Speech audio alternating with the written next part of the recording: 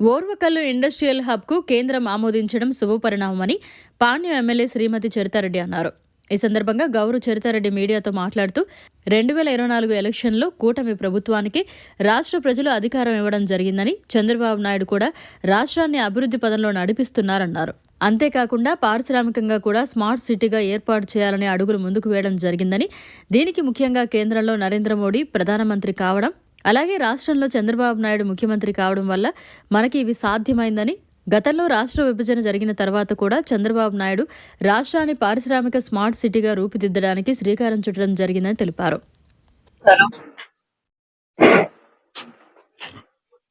2024 ఎలక్షన్లలో కూటమి ప్రభుత్వానికి అన్నీ విని ఎరగని రీతిలో రాష్ట్ర ప్రజలు అధికారం ఇవ్వడం జరిగింది. చంద్రబాబు నాయుడు గారు కూడా రాష్ట్రాన్ని అభివృద్ధి పదంలో నడిపించాలి, అంతేకాకుండా పారిశ్రామికంగా కూడా స్మార్ట్ సిటీగా ఏర్పాటు చేయాలని అడుగులు ముందుకు వేయడం జరిగింది.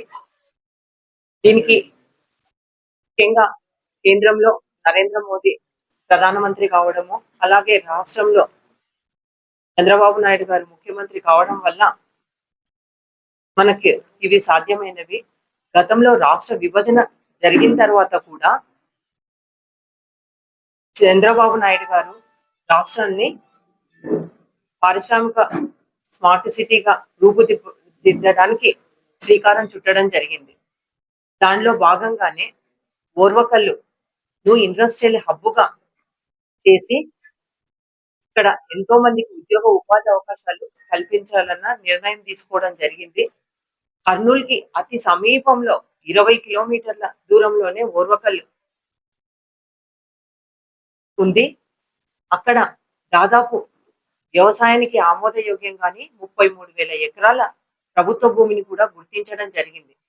చంద్రబాబు నాయుడు గారు ముఖ్యమంత్రిగా ఉన్నప్పుడే అక్కడ సోలార్ పవర్ పార్క్ అయితేనేమి, ఎయిర్పోర్ట్ అయితేనేమి, జయరాజ్ ఇస్పాత్ ఉక్కు పరిశ్రమ అయితేనేమి, డిఆర్డిఓ అయితేనేమి, ఇలా ఎన్నో పరిశ్రమలు తీసుకొని రావడం జరిగింది. గత ప్రభుత్వం అధికారంలోకి వచ్చిన తర్వాత ఎంతసేపు ఉన్నా ఈ పారిశ్రామిక హబ్బు అడుగులు ముందుకెయ్యలేదు. ఎంతసేపు ఉన్నా వాళ్ళు బాగుపడము, కార్యకర్తలు బాగుపడడం, ఎక్కడ స్థలాలు దొరుకుతాయా, ఎక్కడ కబ్జాలు చేద్దామా అన్న ఆలోచన తప్పనిస్తే, అంతేకాకుండా వాళ్ళు గత ప్రభుత్వంలో చేసింది ఏందయ్యా అంటే వచ్చిన వాటి శిలాఫలకాలను పలగొట్టడము, అంతేకాకుండా ధ్వంసం చేయడం. ఏదైతే గతంలో ఎయిర్పోర్ట్ ఆల్రెడీ చంద్రబాబు నాయుడు గారు ఓపెన్ చేసి ఇనాగ్రేషన్ చేసిన దాన్ని మళ్ళీ వాళ్ళు విగ్రహాలు పెట్టుకొని ఇనాగ్రేట్ చేయడము, కట్టిన వాటికి రంగులు వేసుకోవడం తప్పనిస్తే వాళ్ళు చేసింది ఏమీ లేదు. ఈ ప్రభుత్వం అధికారంలోకి వచ్చిన తర్వాతనే పారిశ్రామికంగా మన రాష్ట్రం అభివృద్ధి పదంలో నడుస్తుంది. మీకు అందరికీ తెలుసు, సెంట్రల్లో మనకి జూలైలో 23వ తేదీ కేంద్ర బడ్జెట్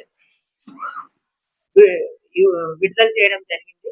దాంట్లో ఆ రోజే మన ఆర్థిక మంత్రి నిర్మలా సీతారాం గారు ఓర్వకల్లును ఇండస్ట్రియల్ స్మార్ట్ సిటీగా ఏర్పాటు చేస్తా ఉన్నాము అని ప్రకటించడం జరిగింది. చెప్పిన 50 రోజుల్లోపే మళ్ళీ దానికి నిధులు కూడా కేటాయించడం అంటే ఇది ఎంత మనకి రాష్ట్రం ఎంత పురోగతి చెందుతుందో దీన్ని బట్టి మనకు అర్థమవుతా ఉంది. ముఖ్యంగా నేను ఒకటే తెలియజేస్తా ఉన్నా, ఆ రోజు చెప్పిన మాట ప్రకారమే మనకి ఈ రోజు మన ఓర్వకల్లులో 2,621 ఎకరాలలో 2,786 కోట్లతో ఈ రోజు బడ్జెట్ కూడా విడుదల చేసినందుకు నేను ప్రధానమంత్రి గారైన నరేంద్ర మోదీ గారికి, అలాగే ఆర్థిక మంత్రి గారి నిర్మలా సీతారాం గారికి నా పాణ్యం నియోజకవర్గ తరఫున హృదయపూర్వకంగా కృతజ్ఞతలు తెలియజేసుకుంటా ఉన్నా. ఇక్కడ ప్రత్యక్షంగా పరోక్షంగా, ప్రత్యక్షంగానే 45,000 మందికి ఉపాధి అవకాశాలు దొరికే అవకాశం ఉంది.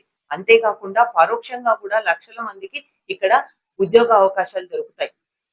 ఆ ప్రాంతం అంతా ఇప్పుడు అభివృద్ధి పదంలో నడుస్తుందని కూడా మీకు అందరికీ తెలియజేసుకుంటా ఉన్నా. అంతేకాకుండా ముఖ్యంగా ఇవంతా ఈ ఇండస్ట్రీస్ మనకి మొత్తం 12 ఇండస్ట్రీస్ కేంద్రం ప్రకటిస్తే దానిలో మన ఏపీకి 2 రావడం చాలా సంతోషదాయకం. అందులో ఒకటి కడప జిల్లాలోని కొప్పర్తిలో, అలాగే ఇంకొకటి మన ఉమ్మడి కర్నూలు జిల్లాలోనిలో ఓర్వకల్లులో ఏర్పాటు చేయడం చాలా హర్షించదగ్గ విషయము. దీని ద్వారా ఇక్కడ ఎంతో మందికి ఉద్యోగ, ఉపాధి అవకాశాలు దొరుకుతాయి.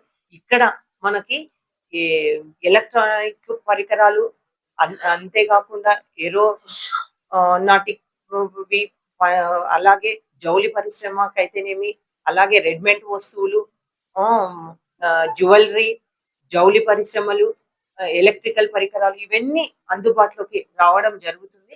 కాబట్టి మన ఆహ్, రా మన ఓర్వకల్లు, మన జిల్లా ఇంకా అభివృద్ధి పదంలో నడుస్తుంది.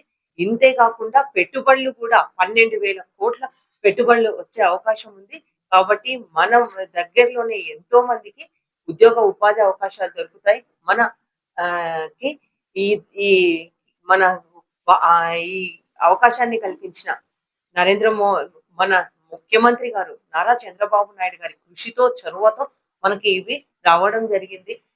మనకి ఎవరొస్తే మన పిల్లల భవిష్యత్తు బాగుంటుంది, మన జీవితాలు బాగుపడతాయని మనం ఎంతగానో జరగబోతా ఉంది. కాబట్టి నేను ఈ సందర్భంగా వీరికి ప్రత్యేకంగా ధన్యవాదాలు తెలియజేసుకుంటున్నా. ఏది ఏమైనప్పటికీ గత ప్రభుత్వము పూర్తిగా విస్మరించింది. గత 5 ఏళ్లలో కూడా ఎన్నో చేయొచ్చు. కానీ వాళ్ళు ఏమీ చేయలేకపోయినారు.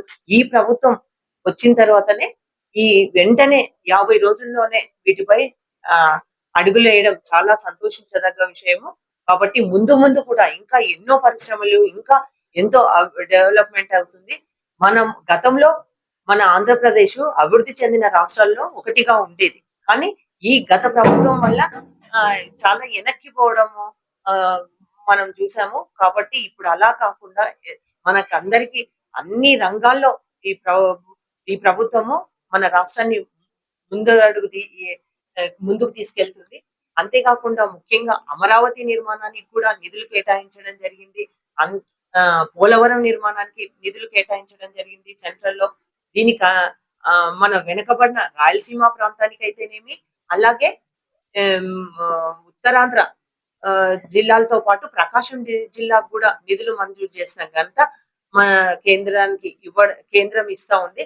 కాబట్టి వీటి వెనుక మన కూటమి ప్రభుత్వం ఏదైతే చంద్రబాబు నాయుడు గారు ఉన్నారో, అలాగే పవన్ కళ్యాణ్ గారు, అలాగే బీజేపీ ప్రభుత్వం మన అందరి కృషి, అన్ని పార్టీలు ఏకంగా ఈ రాక్షస పాలన అంతమొందించాలి, ఈ సైకో పాలన పోతేనే మన రాష్ట్రం బాగుపడుతుందన్న ఉద్దేశంతోనే మనకి మనమందరం కలిసి పనిచేయడం జరిగింది. దానికి తగ్గట్టుగానే కేంద్రం కూడా మనకు నిధులు మంజూరు చేస్తా ఉంది. ఇంత త్వరితగతిన ఇంత చేస్తా ఉందంటే కేంద్రం నుంచి మనకి ఎంత సపోర్ట్ ఉందో దీన్ని బట్టి మనకు అర్థమైతా ఉంది.